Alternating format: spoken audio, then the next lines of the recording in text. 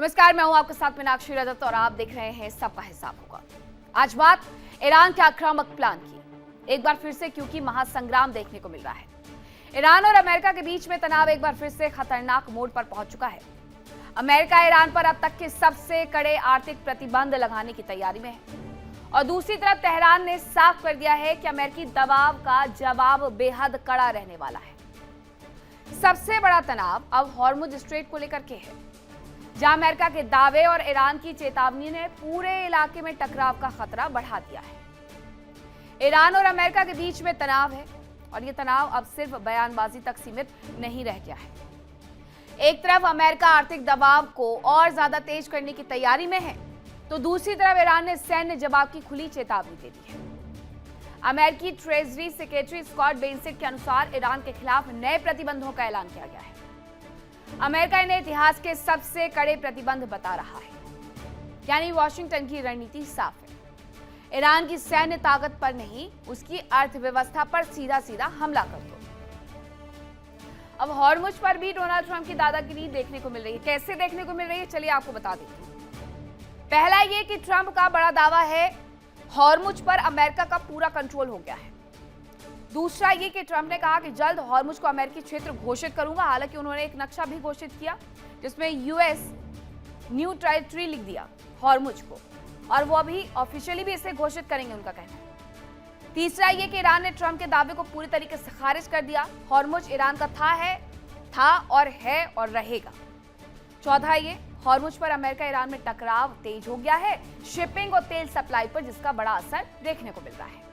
वहीं पांचवा ये कि ट्रंप का ईरान पर दबाव जारी है और नई आर्थिक पाबंदियों की तैयारी भी है। हॉर्मुज महाशक्तियों की जंग का एक नया मोर्चा और कंट्रोल की लड़ाई से तनाव बढ़ गया है। तेहरान भी कहां पीछे हटेगा। ईरान के chief of staff major general Ali Abdollahi ने चेतावनी दी है कि अगर अमेरिका ने नया खतरा पैदा किया तो जवाब सिर्फ एक मोर्चे पर नहीं होगा। जवाब जो मिलेगा वो जमीन से, समुद्र से, हवा से, हर जगह से दिया जाएगा, एयर डिफेंस और साइबर स्पेस से। यानी ईरान ने संकेत दे दिया है कि अमेरिका के किसी भी कदम का जवाब सैन्य कार्रवाई के अलावा चौतरफा होगा। और दूसरी तरफ ट्रंप हॉर्मुज को सिर्फ एक समुद्री रास्ते के तौर पर नहीं देख रहे हैं, बल्कि इसे रणनीतिक दबाव के सबसे बड़े हथियार के तौर पर इस्तेमाल करना चाहते हैं। लेकिन सवाल यह है कि आखिरकार ट्रंप की हॉर्मुज पर नजर है ही क्यों? तो उसकी बड़ी वजह यह है कि तेल सप्लाई की लाइफलाइन है ये, और दुनिया की करीब 20% तेल और एलएनजी सप्लाई हॉर्मुज से होकर के ही गुजरती है। इस रास्ते पर पकड़ यानी ऊर्जा सप्लाई पर एक बड़ा असर। दूसरी तरफ वो ईरान पर भी तो दबाव बढ़ाना चाहते हैं। हॉर्मुज इसीलिए अमेरिका का एक रणनीतिक हथियार हो गया है, जो ईरान का रणनीतिक हथियार है। असर कम हुआ तो ईरान की ताकत भी कमजोर हो जाएगी, इसलिए अमेरिका चाहता है कि यहां पर वो दबाव बढ़ा दे और तेल की कीमतों पर भी लगाम अमेरिका का हो जाएगा। तनाव बढ़ते ही कच्चा तेल महंगा होता है और अमेरिका चाहता है कि हॉर्मुज खुला रहे और सप्लाई जारी रहे। अब खाड़ी देशों की सुरक्षा का लेकिन क्या होगा? अमेरिका अगर वहां आ जाएगा तो खाड़ी देशों की सुरक्षा भी कर पाएगा। सऊदी, यूएई, कुवैत, कतर, ये सब सप्लाई इसी रास्ते हॉर्मुज से करते हैं, और हॉर्मुज की सुरक्षा यानी अमेरिकी सहयोगियों की सुरक्षा हो जाएगी। ईरान की सौदेबाजी को कमजोर भी अमेरिका कर सकता है। प्रभाव अगर हॉर्मुज पर ईरान का घट जाता है तो दबाव भी बढ़ जाएगा अमेरिका का, लेकिन ईरान का दबाव हॉर्मुज पर घट जाएगा और किसी समझौते में ईरान की सौदेबाजी शक्ति को कमजोर करना, ये अमेरिका सब कुछ चाहता है। अमेरिका लगातार ईरान की कमर तोड़ने के लिए आर्थिक दबाव बढ़ा रहा है और ट्रंप प्रशासन ने ईरान के खिलाफ अब तक के सबसे कड़े प्रतिबंध लगाने की तैयारी कर ली है। और इस बार निशाने पर सिर्फ तेहरान नहीं, बल्कि ईरान के साथ कारोबार करने वाले कुछ और देश और कंपनियां भी हैं, जिनमें खास तौर पर चीन है, जो ईरानी तेल का सबसे बड़ा खरीदार बना हुआ है। और इधर ईरान भी आर्थिक दबाव के आगे झुकने के बजाय अपनी सैन्य क्षमता को मजबूत करने की कोशिश कर रहा है। अब ईरान के रक्षा मंत्रालय के अनुसार पिछले 1 साल में देश का रक्षा उत्पादन 2 गुना हो गया है। वहीं ईरानी अधिकारी ये दावा कर रहे हैं कि मिसाइल उत्पादन युद्ध के बावजूद जारी है। यानी एक तरफ ट्रंप का आर्थिक हमला है और दूसरी तरफ ईरान का भी जंग वाला जवाब है। क्योंकि ईरान विनाशक जंग की तैयारी कर रहा है। ईरान नए सिरे से जंग की तैयारी कर रहा है और ईरान ने इसके लिए बाकायदा हथियारों का प्रोडक्शन बढ़ा दिया है। वो हर दिन 1000 से ज्यादा हथियार बना रहा है। मिसाइल और ड्रोन प्रोडक्शन को भी उसने बढ़ा दिया है। नए और आधुनिक रक्षा सिस्टम तैयार ईरान की तरफ से किए जा रहे हैं। अंडरग्राउंड मिसाइल सिटी में मिसाइल और ड्रोन का भंडार उसने जमा करके रखा है और ईरान की कोशिश ये है कि अलग अलग ठिकानों पर वो हथियार बना ले और वो हथियार बना दिया है। अमेरिका की कोशिश है कि ईरान की सबसे बड़ी कमाई के रास्ते यानी तेल निर्यात को पूरी तरीके से वो बंद कर दे, लेकिन यहां सबसे बड़ी अड़चन चीन है और रिपोर्ट्स ये कहती हैं कि ईरान के समुद्री रास्ते से होने वाले तेल निर्यात का 80% से ज्यादा हिस्सा चीन खरीदता है। ऐसे में बीजिंग अगर खरीदारी जारी रखता है तो अमेरिकी दबाव का असर सीमित हो सकता है। और अब चीन ने अमेरिका के सामने अपना रुख एकदम स्पष्ट कर दिया है। बीजिंग का कहना है कि अमेरिकी एक तरफा प्रतिबंध ईरान संकट का समाधान नहीं है। चीन ने दबाव और प्रतिबंधों के बजाय बातचीत और कूटनीति का रास्ता अपनाने की बात कही है। यानी ट्रंप जिस आर्थिक हथियार से ईरान को झुकाना चाहते हैं, उसी हथियार के सामने चीन दीवार बनकर के खड़ा हो गया है। अब सवाल सिर्फ ईरान बनाम अमेरिका का नहीं रह गया है, बल्कि सवाल यह है कि क्या ट्रंप चीन को अपने दबाव में ला पाएंगे, वो भी तब जब शी जिनपिंग जा रहे हैं अमेरिका की यात्रा पर, या फिर शी जिनपिंग ईरान के साथ आर्थिक रिश्ते कायम रख करके अमेरिकी रणनीति को चुनौती देते रहेंगे। क्योंकि अगर चीन और ईरान एक साथ अमेरिकी दबाव का सामना करते हैं तो यह संघर्ष मध्य पूर्व से निकलकर सीधे वैश्विक आर्थिक टकराव का हो जाएगा। यानी तेहरान पर ट्रंप का दबाव बढ़ रहा है, लेकिन बीजिंग के रुख ने अमेरिकी रणनीति की जो मुश्किलें हैं उन्हें और ज्यादा बढ़ा दिया है। अब इसी पर करेंगे चर्चा की शुरुआत, लेकिन उसके पहले एक रिपोर्ट देखिए।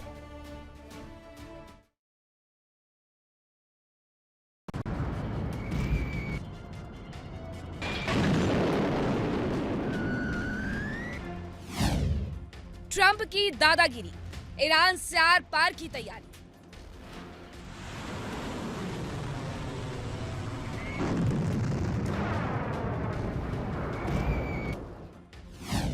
ट्रंप की हुंकार, ईरान ने खोला तबाही का रास्ता।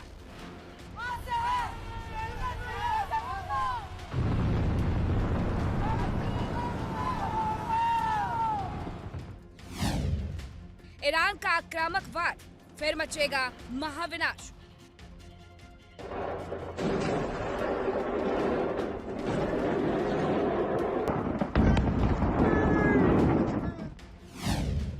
ईरान ने कसी कमर, क्या फिर बरसेगा कहर।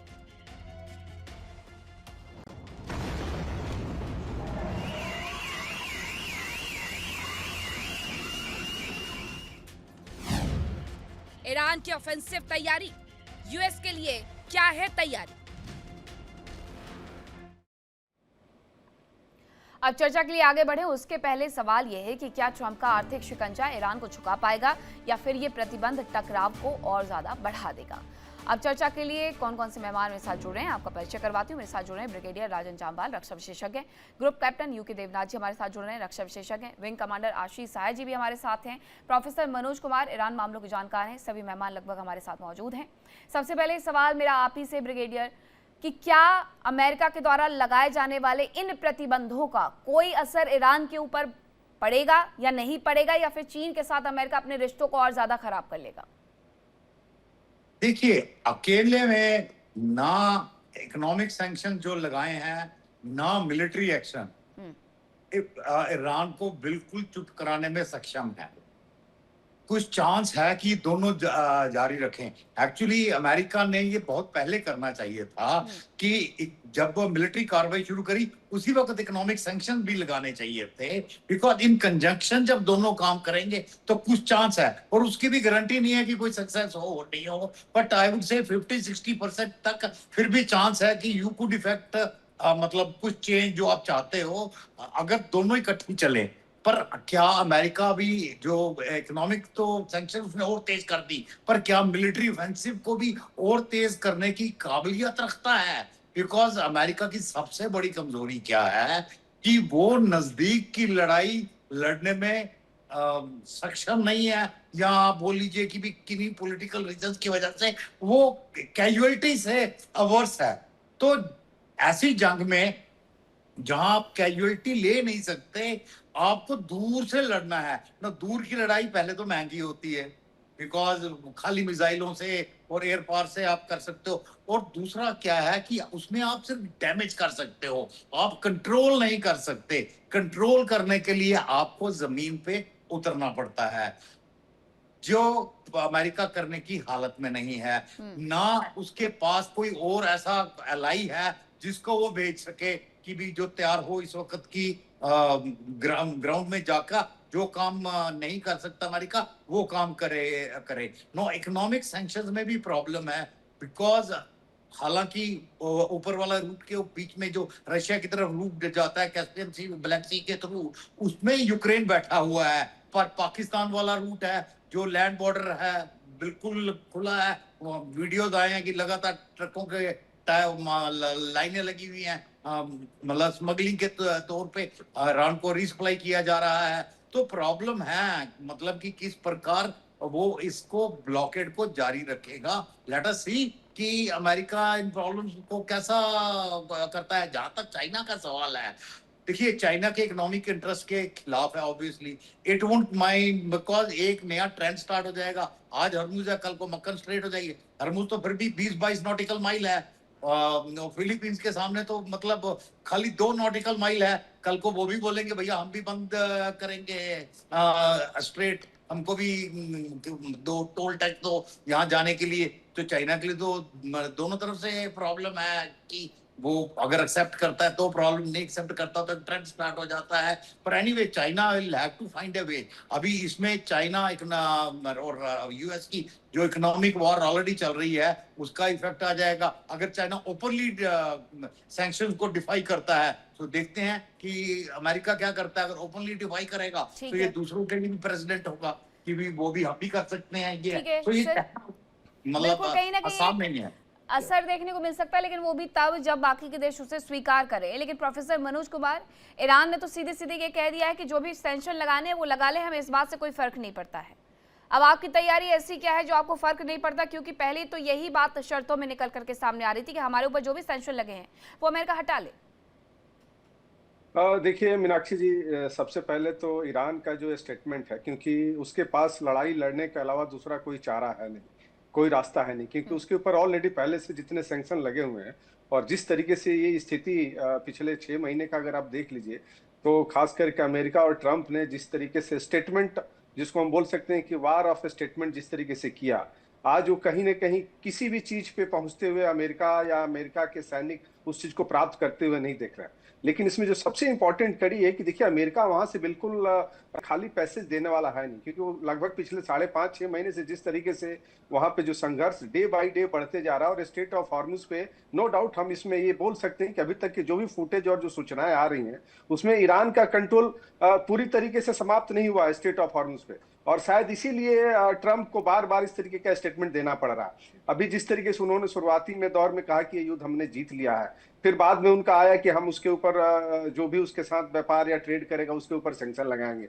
अब तीसरा, अभी जिस तरीके से उन्होंने एक तरीके से जो एक नया चैप्टर जो जिसको हम बोल सकते हैं कि आर्थिक प्रतिबंध लगाने की बात की है, सिर्फ ईरान पे ही नहीं बल्कि ईरान के साथ जो भी देश ट्रेड करता है। तो आप देखिए कंट्राडिक्शन अपने आप में ही कंट्राडिक्शन है, क्योंकि अगर ईरान से सबसे ज्यादा अगर तेल और गैस अगर कहीं जाता है तो चाइना के पास जाता है। क्या आज ट्रंप चाइना के ऊपर सैंक्शन लगाने की स्थिति में है? एक तरफ हो इस तरीके की बात बोलते हैं, दूसरी तरफ हो रेड कारपेट बिछाते हैं शी जिनपिंग के लिए। तो मुझे लगता है कि ट्रंप एक तरीके से अंतर्राष्ट्रीय राजनीति में वो खास करके स्टेटमेंट दे दे के अपने इमेज को जिस तरीके से उन्होंने डिमीन किया है, और खास करके अमेरिकन सिटीजन्स का, अमेरिकन आर्मीज का उन्होंने एक तरीके से मिसयूज किया है। नो डाउट अमेरिका आज के डेट में भी नंबर 1 पोजीशन रखता है, लेकिन जिस तरीके से ईरान ने स्ट्रेटेजिक और डिप्लोमेसी के माध्यम से उनको हर जगह से जो चेक कर रहा है, वो कहीं ना कहीं अमेरिका के लिए एक खतरे की घंटी है। और हम सब जैसा कि हम सब जानते हैं कि वहां पे चुनाव होने वाले हैं, और उस चुनाव की जो स्थिति अगर आएगी वो आने वाले समय में, वो चाहे जो डेमोक्रेट्स जो हैं, अभी रिपब्लिकन की वहां पे गवर्नमेंट चल रही है, लेकिन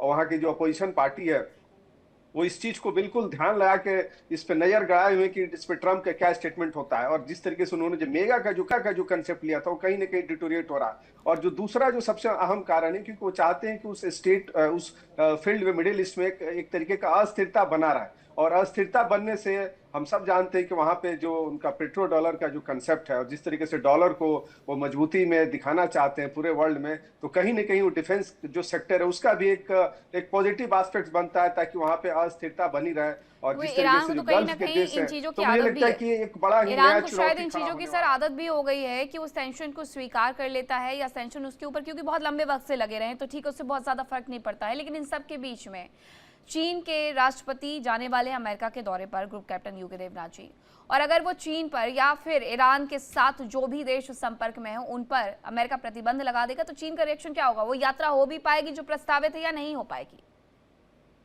हाँ मीनाक्षी जी, देखिए चीन बहुत ही चतुर देश है। अमेरिका में शी जिनपिंग जाएंगे, जरूर जाएंगे, बातचीत भी करेंगे और मजबूती से बातचीत करेंगे। अमेरिका ने पास्ट में अगर हम एग्जांपल देखें तो चीन के ऊपर जब छोटी छोटी रेस्ट्रिक्शंस लगाए हैं, जैसे चीन में जो भी रिफाइनरी ईरान से कच्चा तेल मंगाती है, अमेरिका उस रिफाइनरी के ऊपर सैंक्शन लगा देता है। उसका सिर्फ इतना ही मतलब है कि अमेरिका अपने दोस्त मित्र देशों से बोल देता है कि इस चाइनीज रिफाइनरी से प्रोडक्ट मत खरीदो, क्योंकि यह चाइनीज रिफाइनरी ईरान का कच्चा तेल इस्तेमाल कर रही है। इस तरह से अमेरिका ने पिछले कुछ समय में 40 से ज्यादा चाइनीज शिपिंग कंपनीज के ऊपर बैन लगाया हुआ है।